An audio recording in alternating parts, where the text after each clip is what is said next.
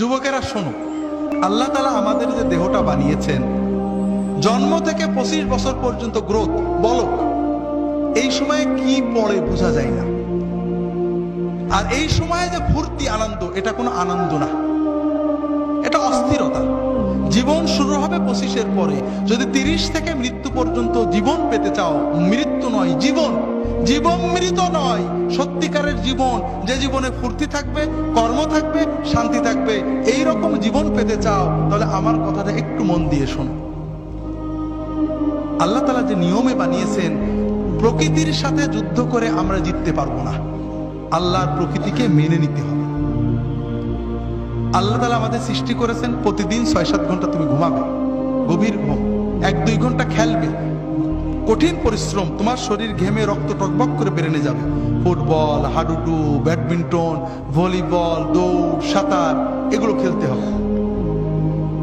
এরপরে 1-2 ঘন্টা আল্লাহর ইবাদত করতে হবে, আল্লাহর সালাত, সিয়াম, জিকির, যতটুকু পারা যায়। তাতে তোমার আত্মা সুস্থ হবে, তোমার মন পরিশুদ্ধ হবে, তোমার আত্মা, মন, দেহ সবকিছু প্রোডাক্টিভ হয়ে যাবে। এরপরে তুমি 4-5 ঘন্টা তোমার 25-এর পরের জন্য কর্ম বা শিক্ষা নেবে। এইভাবে যদি তুমি চলো, তাহলে তোমার জীবন গতিশীল হবে, তোমার জীবন ইনশাআল্লাহ মৃত্যু পর্যন্ত সচল থাকবে।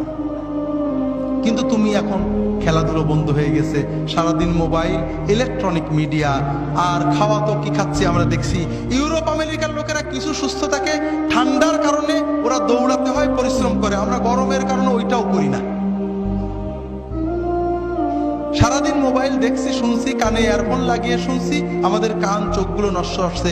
রাতে জেগে জেগে মোবাইল করছি, কথা বলছি, আমাদের ব্রেনটা ক্রেজি হয়ে যাচ্ছে, আমরা বুঝতে পারছি না, তবে আমাদের লেখাপড়া নষ্ট হচ্ছে।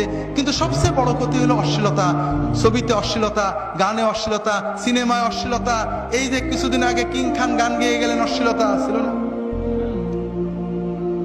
কিছু মানুষ কোটি কোটি টাকা কামাই করেছেন, করছেন এই সব অনুষ্ঠান, কিন্তু আমাদের যুবকদের কি হচ্ছে, অস্বীকার করার উপায় নেই। তাদের ভিতরে অস্থিরতা জন্ম নেয়, তাদের মনে হয় আমি আরো দেখি, আরো দেখি, টিভিতে বন্ধ হয়ে গেল, দেখি পাশের বাড়ির মেয়ের সাথে দেখা যায় কিনা, এইটা করে ওর অস্থিরতা, ওর পড়তে মন চায় না, ওর মোবাইল করতে মন চায়, ওর মনে হয় গল্প করি, এরপরে ও পাপের পথে চলে যায়, এরপরে হিরোইন ধরে, এরপরে ইয়াবা ধরে, এরপরে লেখাপড়া নষ্ট হয়ে যায়, ওর 25 হতে হতে ওর জীবনটা ক্ষতিগ্রস্ত হয়ে যায়, এর পরের জীবন মৃত হয়ে যায়, বাঁচতেও পারে না, মরতেও পারে না, ও হিরোইন গ্রহণ করে, মাদক গ্রহণ করে, এইভাবে সমাজটা আস্তে আস্তে ধ্বংস হয়ে যাচ্ছে, ঠিক না ভাই?